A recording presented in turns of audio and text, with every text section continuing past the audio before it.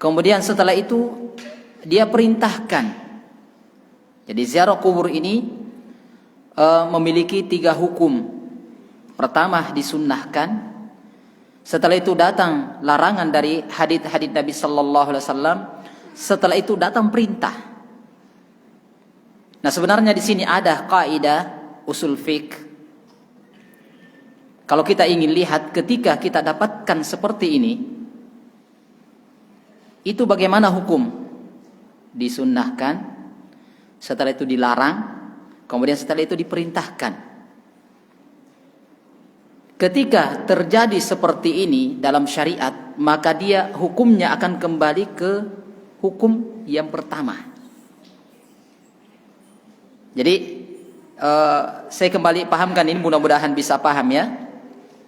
Ini dibahas dalam usul fiqh, dan semua pembahasan yang kasusnya seperti ini maka dikembalikan ke hukum yang pertama. Jadi ziarah kubur ini adalah perkara yang disunnahkan awal kali. Setelah itu dilihat ada bahaya yang bisa terjadi, maka dilarang. Setelah itu diperintahkan. Berarti dia 3 hukum. Maka ketika terjadi seperti ini, maka hukum selanjutnya itu kembali ke yang pertama. Nah ini dia coba lihat dalil-dalil yang ada. Fasal yang pertama adalah syar'iyatu ziyaratil kuburi. Syariat ziarah kubur. Maka disebutkan oleh para ulama, ja'atil ahaditsu fi syar'iyati ziyaratil kuburi minha. Nah, perhatikan ini juga. Ketika kita belajar ada keterangan para ulama kata minha, maka ini hanya sebahagian yang disebutkan, mewakili kebanyakan dari yang lainnya. Maka tuh lihat hadits yang pertama adalah hadits Buraidah ibnu Husaid, di mana diriwayatkan oleh Imam At-Tirmidzi. Nah, haditsnya kata Rasulullah sallallahu alaihi wasallam, "Inni kuntu nahaitukum an ziyaratil kubur." Sesungguhnya saya melarang kalian dari ziarah kubur. Itu dulu. Sekarang adalah fazuruha. Sekarang ziarah kubur lah. Nah, artinya ini awal-awal Islam dibolehkan, disunnahkan untuk ziarah kubur. Kemudian dilihat, wah ini bahaya, akan menimbulkan begini dan begini, akhirnya dilarang. Setelah itu dilihat Islam kembali kuat, sudah kuat ini, tertanam akidah yang kuat di dada-dada kaum muslimin, maka Rasulullah perintahkan, silakan. Maka kenapa disyariatkan di sini? Fa innaha tudzakkirukumul akhirah. Karena itu akan mengingatkan kalian tentang akhirat. Nah, sehingga nanti akan datang pembahasannya insyaallah sampai akhir pembahasan dari tulisan dari ulama-ulama ini akan menjelaskan bagaimana tata cara ziarah kubur. Nanti akan disebutkan. Nah, ini yang pertama. Jadi Rasulullah sebutkan, maka ziarah kuburlah, karena ziarah kubur itu mengingatkan kalian tentang akhirat. Ini yang pertama.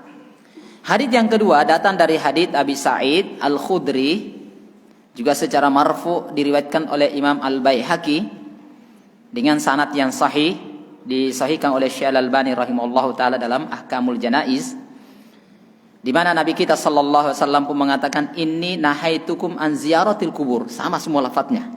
Fazuruha, maka ziarah kuburlah. Dulu saya larang kalian untuk ziarah kubur, sekarang ziarah kuburlah. Kenapa? Fa inna fiha ibratan. Karena sungguhnya pada ziarah kubur itu ada pelajaran. Ini 2, perhatikan.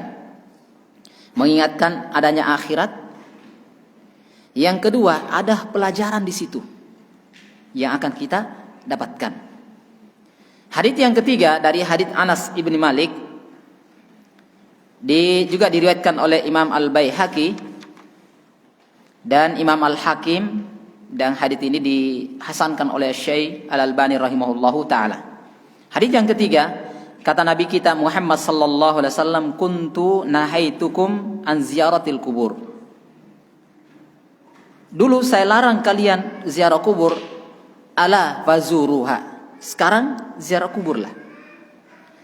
Fa innaha, karena sungguhnya ziarah kubur itu adalah turaqqul qalb wa tudmanul ain wa tudzakkirul akhirah. Langsung sebutkan 3 dalam hadis ini. Karena ziarah kubur itu adalah akan melembutkan hati.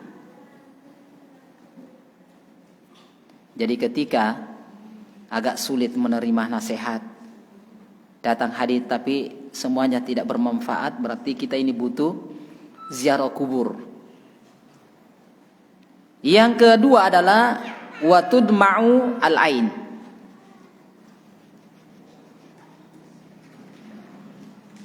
Ziarah kubur ini atau watadma'ul ain, ziarah kubur ini bisa meneteskan air mata. Pernah dengar kisah hadits yang panjang?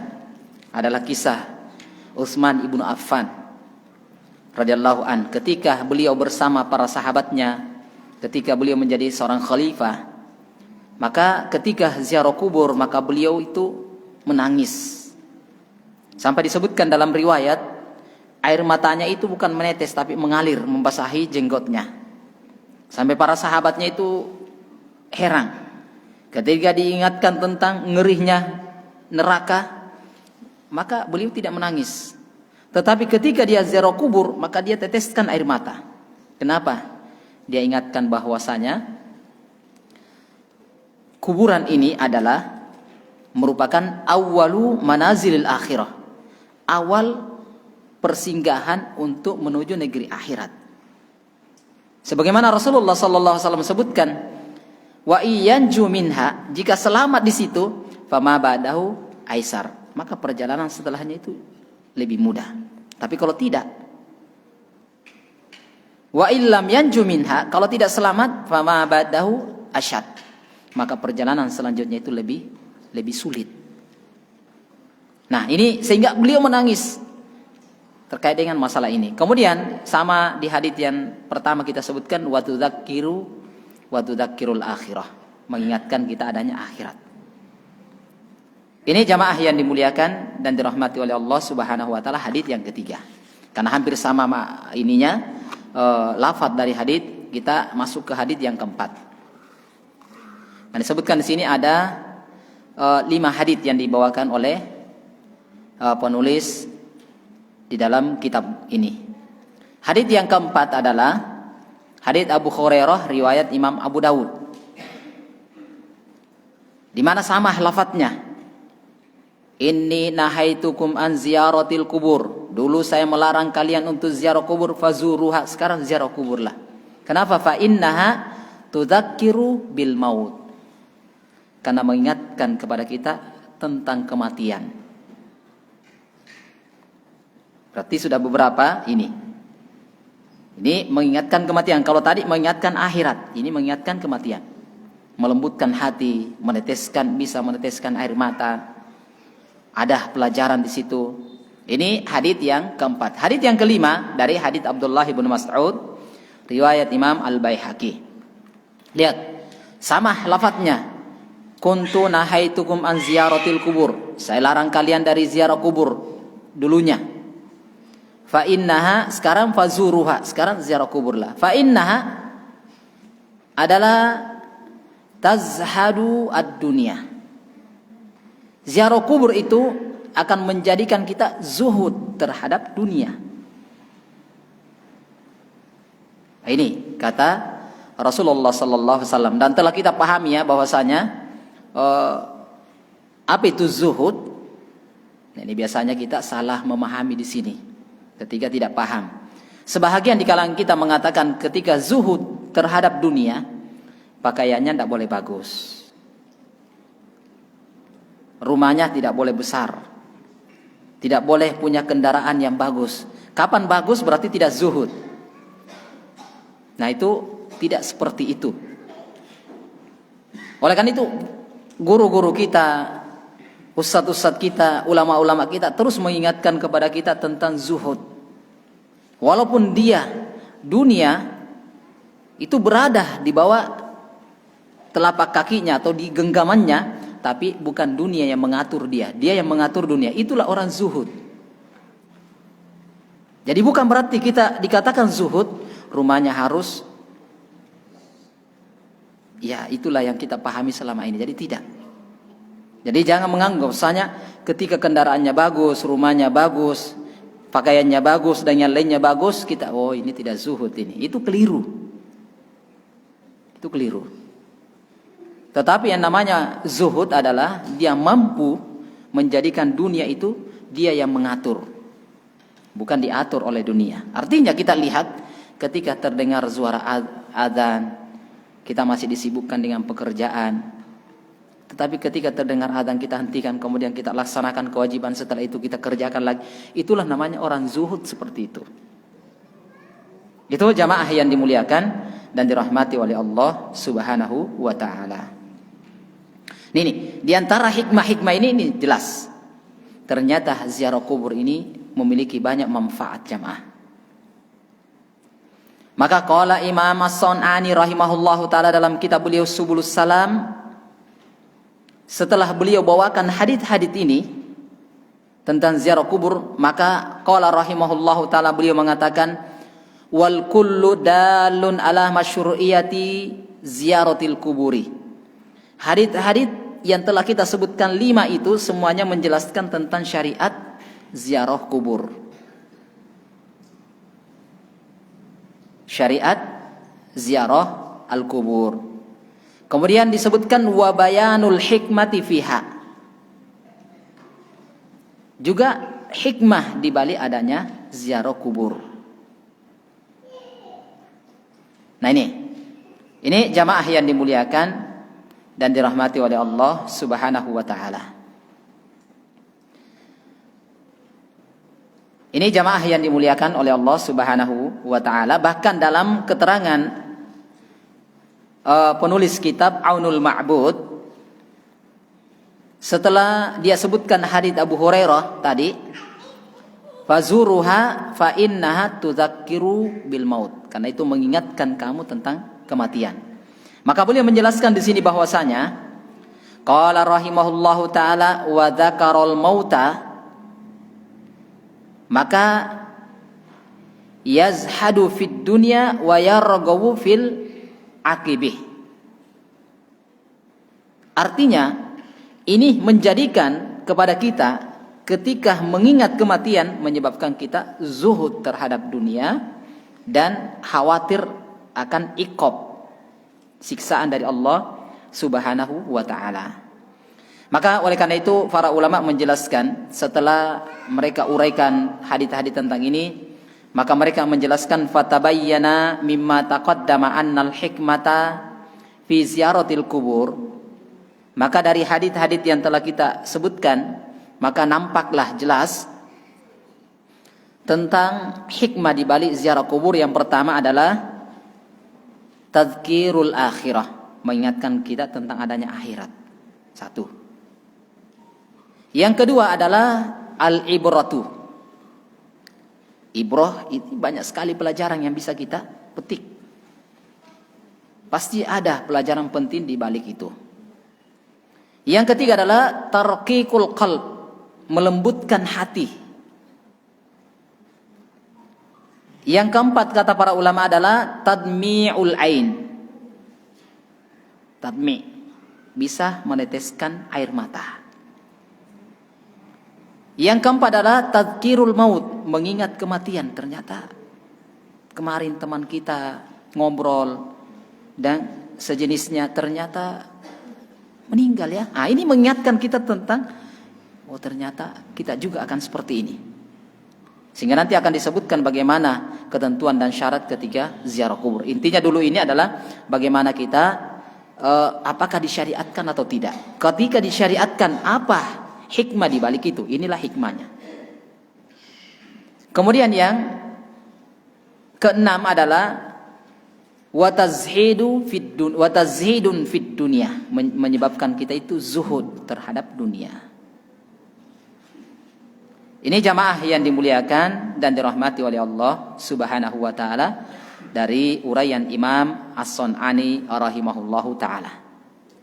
Ini di antara hikmah di balik ini. Jadi sudah yang pertama kita pahami dalam pembahasan ini, satu, berarti syariat ziarah kubur disyariatkan. Apa hikmahnya? Telah kita sebutkan 6. Mengingatkan akhirat, adanya ibrah, pelajaran, melembutkan hati, meneteskan air mata, mengingatkan kematian, zuhud terhadap dunia. Nah, antum perhatikan jamaah yang dimuliakan oleh Allah Subhanahu wa taala, uraian para ulama ketika dikatakan disyariatkan itu belum menetapkan adanya hukum. Kalau dikatakan disyariatkan itu ada kemungkinan disunnahkan, ada kemungkinan dibolehkan, ada kemungkinan diwajibkan. Kalau namanya disyariatkan, ya tidak mungkin masuk makruh dan haram ya kalau namanya disyariatkan. Tapi ini bisa hukumnya 3. Nah, ziarah kubur adalah perkara yang disyariatkan, hanya saja kita belum tetapkan apa hukumnya. Walaupun telah kita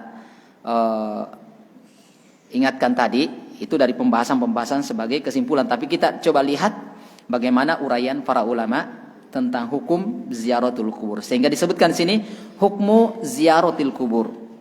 Apa hukum ziarah kubur? Kalau wajib, kita harus ziarah kubur. Itu. Qala Imam An-Nawawi rahimahullahu taala dalam fil Majmu'. Imam An-Nawawi menyebutkan dalam Majmu' Fatawa Imam An-Nawawi. Beliau mengatakan, fattafaqat nususus Syafi'i wa ashabi. Ingat kalau Imam An-Nawawi itu ulama Syafi'iyah. Sehingga dia sebutkan telah sepakat nas-nas Syafi'i. Kan langsung dia sebutkan karena dia adalah Syafi'i. Wa ashabi, dan sahabat-sahabatnya ulama-ulama Syafi'i.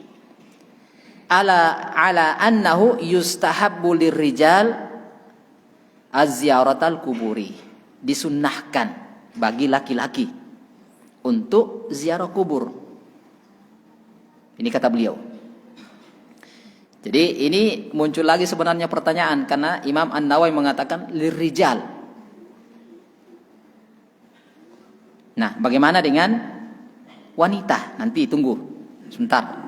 Dulu kita lihat. Disebutkan bahwasanya yustahabbu lirrijal ziyaratul kubur. Ziyaratul kubur. Ini wallahu taala a'lam bissawab. Ini kata beliau, daliluhu ma'al ijma' wal ahadits sahihati al masyhurah. Dalilnya ijma' ulama Syafi'i.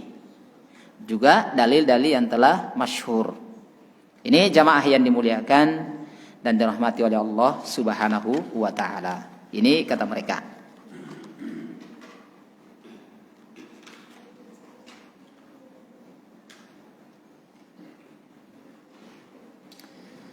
Walaupun ada sebahagian para ulama menjelaskan seperti Imam Asy-Syaukani, beliau itu menyebutkan bijawazihi ziyaratil kubur lirrijal. Dia sebutkan tentang bolehnya. Tentang bolehnya. Ini wallahu taala alam bissawab. Karena ya wajar kalau mereka para ulama menyebutkan boleh karena disyariatkan iya. Maka disyariatkan bisa dibolehkan, bisa disunnahkan. Ini masuk. Walaupun tidak diwajibkan ya, enggak sampai diwajibkan. Ini kata para ulama.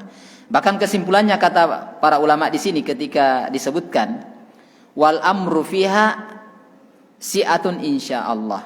Dalam perkara ini ada keluasan. Ada keluasan dalam perkara ini. Ini wallahu taala alam bissawab. Ini yang kita dapatkan dari para ulama rahimahullahu taala. Karena ada sebagian seperti Imam Ibnu Hazm. Imam Ibnu Hazm itu, ini mungkin sekedar lewat namanya ya, dengar-dengar namanya.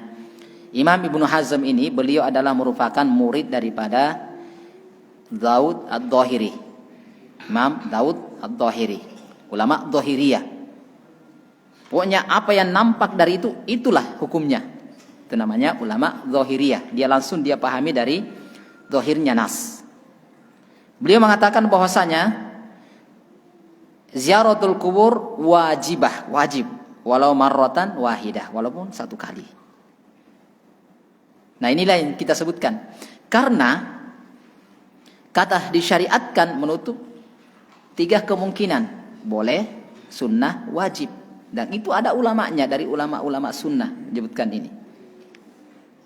Tetapi telah kita ingatkan tadi bahwasanya ketika terjadi seperti ini, inilah pembahasannya dalam ilmu usul fiqh. Ketika terjadi seperti ini, bagaimana awalnya, hukum pertengahan, hukum akhir. Nah, inilah berlaku ketentuan dan keterangan tentang usul fiqh. Sehingga jamaah yang dimuliakan oleh Allah Subhanahu wa taala,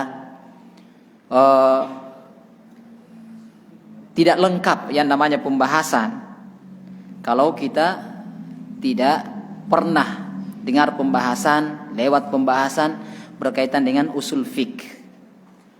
Sehingga terkadang kok kuat sekali sisi pendalilannya, kenapa? Dia jago dalam ilmu usul fiqh. Itu. Ini jamaah yang dimuliakan oleh Allah Subhanahu wa taala. Ini banyak. Ini banyak kondisi atau keadaan seperti ini. Nah, lihat. Contoh begini. Ini dibawakan dulu oleh para ulama rahimahullahu taala. Seperti berburu. Ini disebutkan dalam ayat. Berburu itu awalnya, asalnya berburu adalah perkara yang dibolehkan. Kata beliau, kana mubahan, adalah perkara mubah. Ini untuk memahamkan itu ya. Ini dulu kita beralih pembahasan dulu. Tapi ini kaitannya sama. Berburu itu qatlus sayd adalah kana mubahan, adalah perkara yang perkara yang dibolehkan. Summa muni'a lil ihram. Tapi ketika kita ihram, umroh atau haji, boleh berburu? Tidak boleh. Berarti dilarang. Setelah itu, setelah selesai ihram, thumma amara bihi indal ihlal. Kalau sudah selesai ihram, boleh lagi. Diperintahkan, silakan berburu. Sehingga ini Masya Allah itu seruhnya sebenarnya begini. Berkaitan dengan kita ihram, umroh atau haji, dilarang berburu. Saya tidak berburu nih, tapi ada orang berburu, kita tunjukkan. Oh, tadi lari ke sana. Itu sama hukumnya dengan berburu. Atau tidak, kita tidak tunjukkan, tapi dia minta tolong ambilkan senjataku. Saya mau ini, itu sama ikut hukumnya. Itu dalam pembahasan ini. Ini wallahu ta'ala bishawab. Jadi lihat, berkaitan dengan ini sama hukum ya. Lihat, berburu asalnya mubah, setelah itu dilarang. Setelah itu perintah. Ini, lihat. Kalau Allah Subhanahu wa taala mengatakan, "Wa idza halaltum fastadu." Jika kalian telah halal, selesai ihramnya, maka berburulah. Jadi ayat ini panjang. Ini nih, panjang ini. Tapi setelah itu disebutkan di sini, kesimpulan terakhir, setelah kalian halal maka berburulah. Berarti kan perintah, sama hukumnya. Maka bagaimana hukum ketika seperti ini? Boleh, dilarang, diperintahkan. Boleh, dilarang, diperintahkan. Maka kata para ulama, faraja'a lima kana alaihi qabla tahrim wa huwa al-ibahah. Maka ketika terjadi hukum seperti ini, boleh, dilarang, kemudian wajib, maka hukumnya itu adalah kembali sebelum dilarang. Berarti apa hukumnya berburu? Mubah. Nah, lihat selanjutnya. Qatlul musyrikin. Memerangi orang-orang musyrik. Nah, ini juga biasanya ini luar biasa di sini nih. Disebutkan adalah kana wajiban. Adalah merupakan perkara yang diwajibkan. Thumma muni'ah li ajli dukhuli ashurul hurum atau ashuril hurum. Kemudian dilarang setelah masuknya bulan haram. Ingat bulan haram? 1 Dzulqa'dah, Dzulhijjah, Muharram dan Rajab. Nih.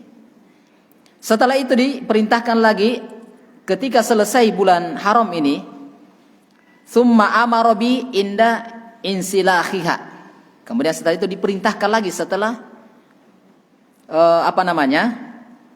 selesai bulan haram ini.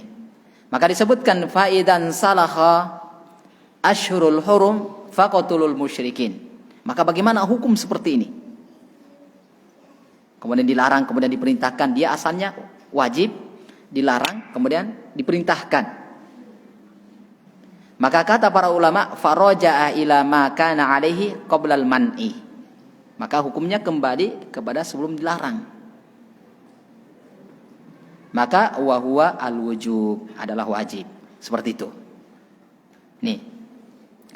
Maka sama tadi ini kasus tentang ziarah kubur. Tentang ziarah kubur. Maka jamaah yang dimuliakan dan dirahmati oleh Allah Subhanahu wa taala, ini sama kasusnya dengan ziarah kubur. Ziarah kubur asalnya itu adalah perkara yang mustahab, adalah dibolehkan. Kemudian setelah itu Nabi melarang, kuntu nahaitukum, saya larang kalian. Setelah itu diperintahkan. Apa hukumnya? Kembali sebelum dilarang. Berarti apa hukumnya? Fal khulasatu, kata para ulama, anna ziyaratul kuburi mustahabbatun, sunnahkan. Kenapa? Wa annal amru ba'dan nahi yarji'u ila ma qablan nahi. Nah, lihat. Karena larangan ini tentunya akan menetapkan hukum, kemudian diperintahkan, maka ini akan menetapkan hukum asal kembali ke yang pertama. Itu tentang mustahab, adalah disunnahkan. Itu kesimpulannya, wallahu ta'ala bissawab. Jadi bagi laki-laki ini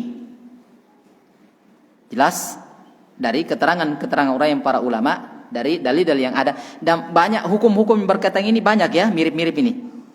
Dia 3 hukum. 3 hukum. Itu Allahu ta'ala alam bissawab.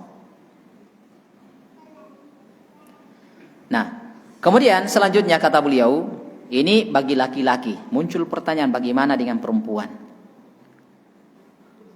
Bagaimana dengan perempuan? Antum perhatikan ya.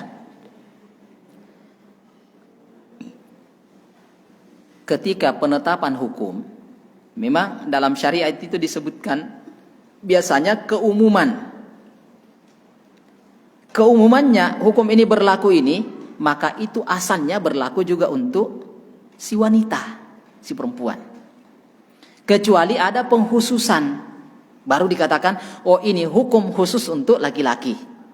Ini hukum khusus untuk wanita, ketika memang ada penghususan dalam syariat. Kalau tidak, maka hukum asal sama. Pembahasan tentang sholat, tidak ada pembahasan khusus tentang sholatnya wanita, tidak ada. Yang ada sholat secara umum, itu juga berlaku hukumnya sama dengan perempuan. Sehingga di sini disebutkan bahwasanya hukmu ziyarati lin nisa. Bagaimana hukum ziarah kubur bagi wanita? Maka para ulama mengatakan innan nisa akar rijali. Sesungguhnya wanita itu sama dengan laki-laki fi istihbabi ziyaratil kubur.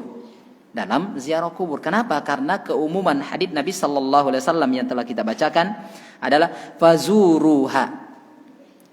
Ziarah kuburlah kalian.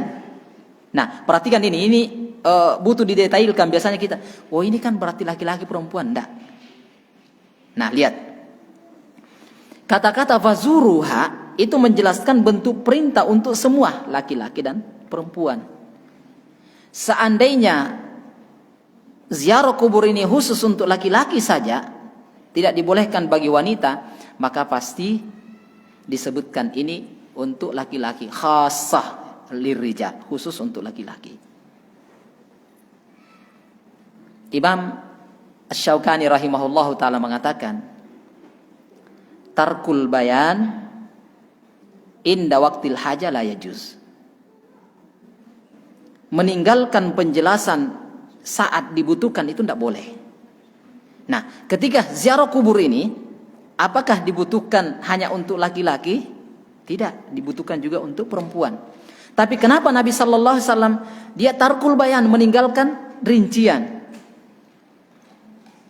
Nabi tidak merinci, berarti hukum ini berlaku untuk perempuan juga. Sehingga beliau mengatakan fayadkhulu fihin nisa. Masuk juga wanita di dalamnya. Kenapa? Wan nisa'u min syaqaiqir rijal. Karena wanita itu adalah syiqaq, saudaranya laki-laki. Sama hukumnya. Ini wallahu taala a'lam bissawab. Ini jadi begini keterangan dan ketentuan dari para ulama kita rahimahullahu taala. Jadi ingat ya, antum jangan monoton pada itu ketika hukum tidak ada pengkhususan bagi laki-laki, maka hukum itu berlaku bagi wanita. Walaupun yang disebutkan dalam hadis atau dalam ayat adalah laki-laki lafadznya, tidak masuk perempuan, tetapi itu berlaku, hukum berlaku umum tanpa ada pengecualian. Ketika ada pengecualian, maka pasti syariat tidak akan meninggalkan pembahasan itu. Contoh dalam masalah warisan, langsung disebutkan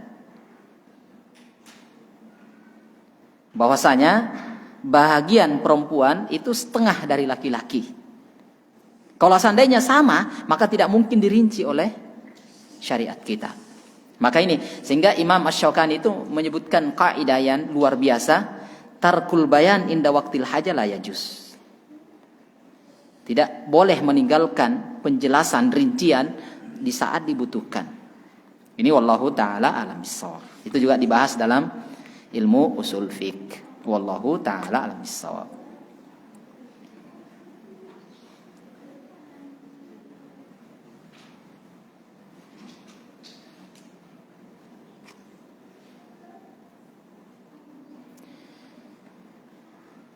Tentang dalil yang menjelaskan berkaitan dengan wanita ziarah kubur adalah hadits Anas ibni Malik.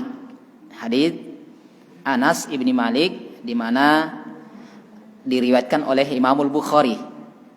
Mungkin diingat ya, sering disebutkan oleh guru-guru kita, ustaz-ustaz kita, adalah tentang adanya wanita yang menangis di kuburan. Maka ketika itu Rasulullah sallallahu alaihi wasallam bimra'atin tabaki, maka faqala Nabi sallallahu alaihi wasallam ittaqillah wasbiri, takutlah kepada Allah dan sabar. Maka apa kata wanita ini? Ilaika anni, tinggalkan saya. Fa innaka lam tusiba bimusibati, karena engkau tidak mengalami seperti apa yang saya alami. Dan orang ini tidak tahu bahwasanya menegur dia adalah Nabi. Maka ketika selesai itu diingatkan bahwasanya menegur kamu tadi itu adalah Nabi. Maka fa'atat, dalam si wanita ini dia datangi rumah Nabi. Rumah Nabi sallallahu alaihi wasallam setelah lam a'rifkah, saya tidak mengenal engkau ya Rasulullah. Maka faqala Nabi sallallahu alaihi wasallam innamas sabru inda sadamatil ula. Sesungguhnya kesabaran itu saat musibah awal kali. Nah, artinya di sini kata Al-Hafidz Ibnu Hajar, sisi pendalilan di sini adalah kata beliau adalah Nabi sallallahu alaihi wasallam lam yungkir. Nabi tidak mengingkari ala imra'atin, terhadap si wanita ini, qu'udiha indal qabr, ketika dia di sisi kuburan. Seandainya tidak boleh wanita ini ziarah kubur, Nabi kamu jangan ziarah kubur, pasti itu. Ini masuk. Kenapa Nabi tidak sebutkan itu? Berarti menjelaskan bolehnya. Ini namanya takrir, persetujuan Nabi. Takrirnya Nabi. Karena seandainya dilarang, tidak mungkin Nabi sallallahu alaihi wasallam tinggalkan itu. Kata Imam Asy-Syaukani, tarkul bayan inda waqtil haja la yajuz. Saat itu dibutuhkan. Tapi kenapa Nabi tidak sebutkan? Kamu jangan ziarah kubur. Berarti menjelaskan boleh. Sama kasus ini jemaah. Kasus tentang hadits Abu Bakrah. Ketika dia ruku di pintu. Dia masuk pintu masjid, ternyata Rasulullah ruku. Maka dia takbir di pintu ini, Allahu Akbar, kemudian dia ruku, mengikuti gerakannya Nabi di depan. Setelah Nabi samiallahu liman hamidah, Abu Bakar pun naik Rabbana lakal hamd. Setelah itu baru dia jalan masuk ke shaf. Setelah itu disebutkan, selesai sholat diingatkan, jangan kamu ulangi, la ta'ud. Tidak disebutkan Abu Bakar itu batal sholatnya. Seandainya batal, maka Nabi suruh ulangi sholatmu. Kan tidak. Berarti menjelaskan ini adalah menjelaskan sholatnya Abu Bakar itu sah. Kalau seandainya batal, tidak mungkin Nabi SAW menginggarkan penjelasan. Ulangi, tambah 1 rakaat karena sholatmu batal. Di saat dibutuhkan ini. Tapi tidak jelaskan. Maka para ulama beristimbat, menjadikan ini dalil, siapa yang mendapatkan imam dalam keadaan ruku, kasus seperti Abu Bakar, walaupun dia tidak membaca Al-Fatihah, maka itu dapatkan 1 rakaat. Karena Nabi suruh ulangi. Tidak disebutkan ulangi sholatmu, tambah 1 rakaat. Yang Nabi tegur adalah, jangan kamu ulangi perbuatan ini. Mudah-mudahan Allah menambah semangat engkau. Nah, ini banyak pembahasan yang berkaitan dengan ini. Dilarang meninggalkan penjelasan rincian tak kala dibutuhkan. Maka ini sama hukumnya dengan wanita dengan laki-laki dalam ziarah kubur. Itu adalah disunnahkan. Tetapi bagaimana dengan hadits? Nah, ini muncul pertanyaan lagi. Bagaimana dengan hadits Nabi sallallahu alaihi wasallam, la'ana Rasulullah sallallahu alaihi wasallam zairatil kubur. Nabi itu melaknat wanita-wanita. Zairat itu adalah zairatun, satu wanita. Kalau zairatun itu banyak wanita. Jadi Nabi itu melaknat wanita-wanita yang zairat, yang ziarah kubur. Loh, gimana kalau begini? Coba kalau diperhadapkan kita seperti ini. Tadi Ustadz mengatakan ziarah kubur itu sama hukumnya dengan laki-laki bagi wanita. Sekarang kok dilaknat lagi? Waduh, bagaimana syariat ini kalau gini? Nah, inilah terkadang jamaah menjelaskan kepada kita pentingnya kita terus belajar dan belajar. Karena terkadang kita diperhadapkan masalah seperti ini. Tapi alhamdulillah, wal haditsu dha'afahu asy-syaikh Al-Albani rahimahullahu taala. Hadisnya ini dilemahkan oleh Syekh Al-Albani rahimah. Berarti itu aman, selesai. Karena ternyata hadisnya adalah hadis yang lemah.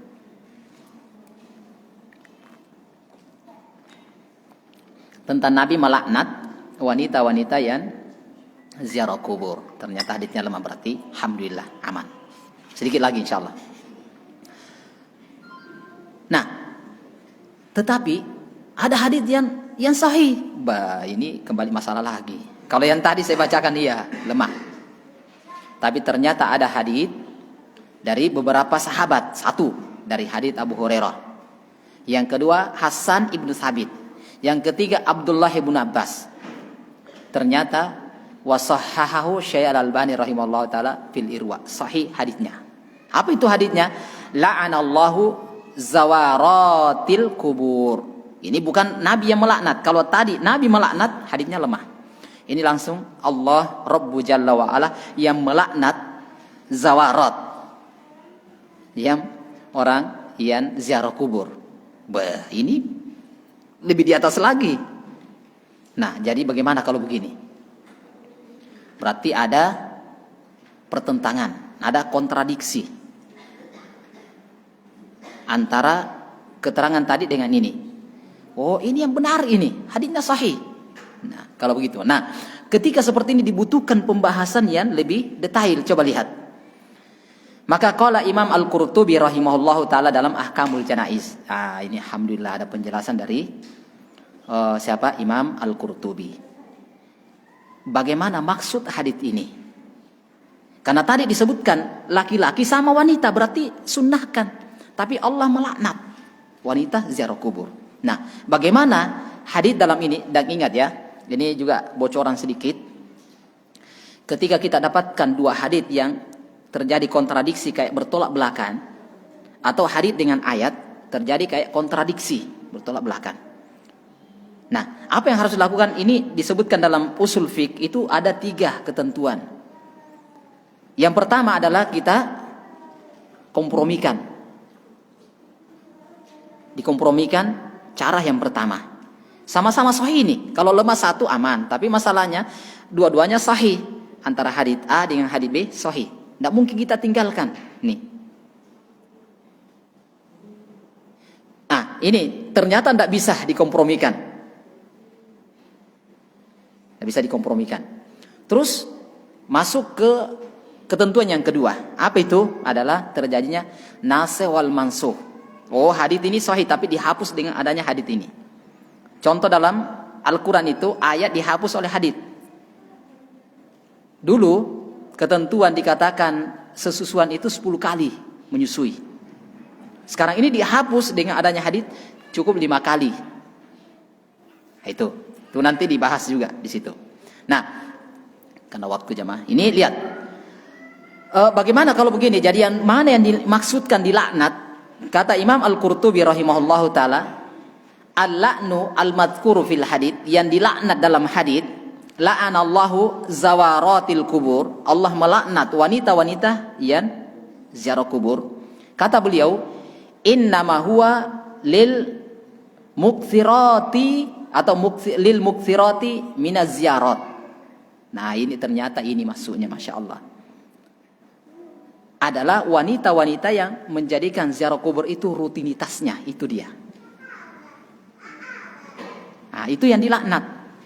Sehingga kalau sekali-sekali saat diperlukan, nah ini setiap mau puasa ziarah, setelah puasa lebaran ziarah, mau haji lapor, pulang haji lapor lagi, mau nikah lapor, selesai nikah lapor lagi. Inilah yang dilaknat oleh Allah. Dia jadikan itu adalah rutinitas. Dia banyak menjadikan bahwasanya ziarah kubur ini adalah merupakan rutinitas dia. Itulah yang dilaknat oleh Allah. Adapun kalau saat dibutuhkan didikan, maka itu tidak jadi masalah insyaallah taala. Wallahu taala alam bissawab. Selesai sedikit keterangan berkaitan dengan ini. Tinggal satu permasalahan adalah apa yang dibaca saat masuk ziarah kubur. Karena jadi hukumnya tetap kesimpulannya bahwasanya wanita dan laki-laki tetap disyariatkan, tetapi jangan dijadikan rutinitas. Dijadikan sebagai id. Sesuatu yang terus berulang di waktu yang sama. Maka itu yang terlaknat. Kapan? Kadang-kadang dibutuhkan. Mungkin saja sebulan datang satu kali saat hatinya mengeras, sulit nasihat, dia datang lagi ziarah kubur. Bagaimana kalau kamu begini? Kalau ulama kita dulu mengajarkan, Masya Allah, mereka itu langsung dia contohkan. Tak kala kita itu sulit untuk agama, nasihat dengan agama, maka dia ingatkan, gali kuburan kemudian turun, baring. Kamu mau begini? Masih mau malas? Gimana kalau benar seperti ini? Sekarang bangun ibadah. Subhanallah. Ini seperti itu. Wallahu ta'ala bissawab. Nanti kita lanjutkan insyaallah taala doa yang kita baca saat ziarah kubur. Terkadang kita ini kurang di sini. Inilah yang akan kita sebutkan beberapa ketentuan dan keterangan ketika ziarah kubur. Ini yang akan kita bahas insyaallah taala. Walaupun kita mengantar, bukan menghususan ziarah kubur, kita ikut mengantarkan jenazah, doa ini tetap akan berlaku. Tetap berlaku. Insyaallah nanti kita bahas di pertemuan akan datang insyaallah taala. Wallahu taala bisawab. Nanti kalau teman-teman nanti ini yang bisa sedikit ini bisa dimiliki bukunya insyaallah taala, ini bagus ini yang sudah bisa. Kalau yang belum bersabar insyaallah. Mudah-mudahan bisa. Ini lumayan bagus ini. Bisa menambah wawasan dan pembahasan berkaitan masalah ziarah kubur dan yang lainnya. Wallahu ta'ala bisawab. Saya kira ini, atau ada yang mau ditanyakan? Masih ada waktu. Sudah habis ya?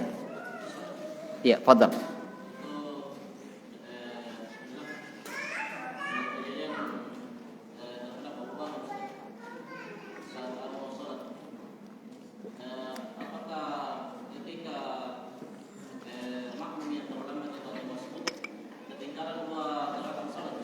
Iya.